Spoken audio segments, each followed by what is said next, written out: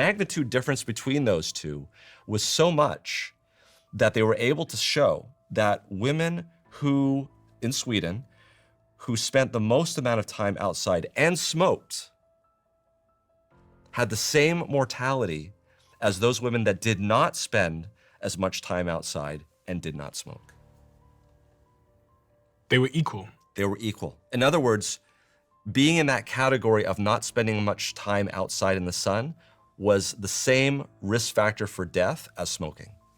How do they know it wasn't linked to exercise? How are they able to establish causation? Because that's that's an excellent question. So the difference here as you go up is this is an association study.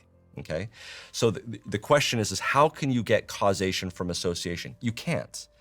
But if you look at the Bradford-Hill criteria, there is a way that you can potentially make a strong argument for causation if there's something called a dose-response curve.